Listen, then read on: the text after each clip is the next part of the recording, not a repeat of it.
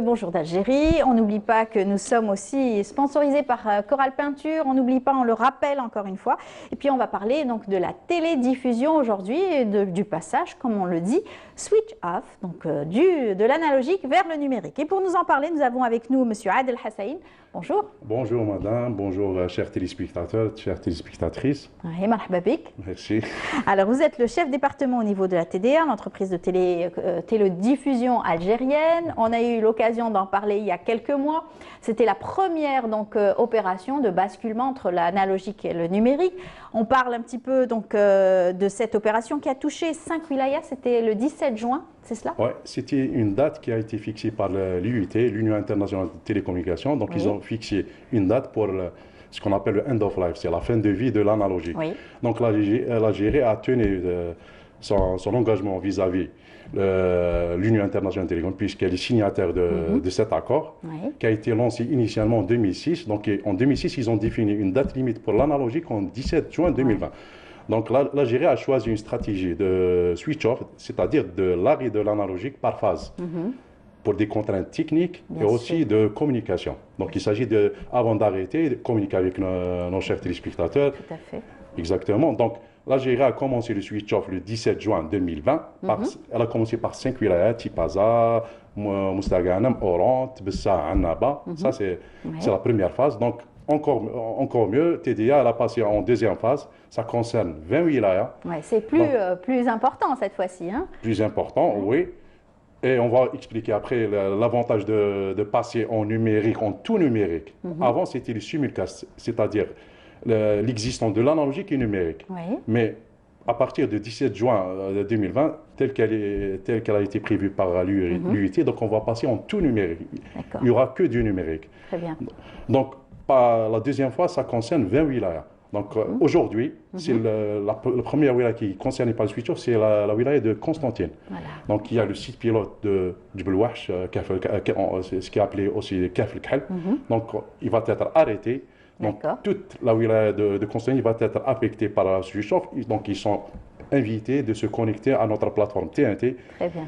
Vous pouvez même voir, si vous voulez plus d'informations, d'aller vers notre site tnt.tda.dz. D'accord. Eh bien, on va voir justement tout de suite comment se fait ce switch-off, puisque vous avez mis tout cela sur le site, n'est-ce pas? Et on peut se documenter, on peut s'informer comment se fait au niveau de vos équipes. Vous avez des équipes aussi sur le terrain pour essayer de faire ces opérations et passer à cette phase, la deuxième phase, dans les meilleures conditions. On y va à travers ce switch-off. تواصل مؤسسة البث الإذاعي والتلفزي في الجزائر إيقاف البث التلفزي التماثلي وتعميم البث التلفزي الرقمي TNT، وذلك ابتداء من 17 نوفمبر 2020. لننتقل جميعا للبث الرقمي الأرضي. Voilà, de retour sur le plateau, on a pu voir ce spot qui explique un petit peu votre démarche. Il explique au grand public pour que tous puissent être au courant, être aussi prêts à ce basculement. Oui, donc ce qui est nouveau pour le 17 juin, aujourd'hui aussi, 17 novembre, pour les wilayas concernés. Les 20 wilayas concernés, Constantine, il y a Béchar, Tindouf, il y a plein les régions du Sud. Les régions du Sud, les régions de l'Est aussi. Il y a Guelma, Djidjel, il y a aussi Constantine. Très bien. Donc elle est concernée par le switch-off aujourd'hui, donc le 17 novembre. Donc tout ça, ils vont être concernés par l'arrêt de l'analogique. Mais ce qui est intéressant, c'est d'aller vers le numérique. Un mode de transmission, il s'agit de transmettre l'image et le son en très bonne qualité de studio au téléspectateur. Voilà. Donc le téléspectateur, il va utiliser ce qu'on appelle le décodeur, qui est dans la plupart du temps intégré dans le téléviseur. Donc les téléviseurs qui sont commercialisés depuis 2012, ils intègrent un récepteur qui est appelé le adaptateur TNT ou décodeur TNT. C'est comme le satellite, il est similaire. Donc on ne fait rien chez soi, on ne fait rien, on se prépare juste à avoir une meilleure qualité d'image. Donc, il y a en fait deux modes de réception. Il y a la réception intérieure. Donc, on a besoin de connecter directement l'antenne qui vient avec le téléviseur. On la connecte directement avec le téléviseur. On entre en menu, installation des chaînes, et on lance la recherche. Il va dans la partie UHF. Donc, on trouve toutes les chaînes qui sont lancées en TNT. Mais il y a un deuxième mode avec une antenne extérieure pour savoir est-ce qu'on est censé par une couverture intérieur ou extérieur, il faut voir notre site. Puisque dans notre site, on intègre ce qu'on appelle le Google Maps. Sur Google Maps, on trouve en couleur bleue tout ce qui est extérieur, en couleur rouge tout ce qui est intérieur. Donc si vous êtes couvert par une couverture intérieure, donc vous n'avez pas besoin d'une antenne extérieure. Par contre, si vous êtes couvert par la couleur bleue qui présente ou représente la couverture outdoor extérieure, donc vous êtes censé de connecter une antenne extérieure. Très bien. Exact. Donc, ça faisait longtemps qu'on attendait cette qualité, haute qualité. Hein, oui, c'est ça. L'air numérique, on le trouve tout le temps dans notre environnement. On le voit en satellite, on le voit en Internet. Ce qui nous voit aujourd'hui, c'est en terrestre. En terrestre, la TNT. La TNT, elle est robuste même au changement climatique. Changement climatique, par exemple, dans les zones où il y a de la neige, où il y a de la pluie, beaucoup de pluie. Donc, ils subiront beaucoup d'atténuation par rapport au satellite. Par contre, la TNT, elle diffuse ce qu'on appelle dans la bande d'or. L'UHF, on appelle ça, elle est appelée chez les spécialistes la bande d'or, puisqu'elle résiste aux effets d'atténuation, aux effets à la pluie, à la neige. Donc, ça, c'est un avantage.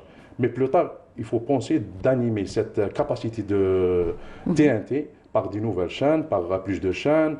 Aujourd'hui, c'est le cas avec la télévision algérienne qui s'étoffe aussi avec des différents programmes, différentes chaînes et donc une qualité aussi qui doit être au diapason avec les chaînes étrangères également. Donc, ce n'est qu'un début. Donc, c'est un passage nécessaire, mais ce n'est pas suffisant, certainement. Exactement. Donc, l'objectif, c'est d'aller... Certaines chaînes sont arrivées à 4K, diffusées en 4K, etc. Exactement. C'est d'aller vers le deuxième mode de TNT, c'est-à-dire de multiplier le nombre de chaînes. Actuellement, on diffuse uniquement 6 chaînes qui sont actuellement diffusées sur satellite.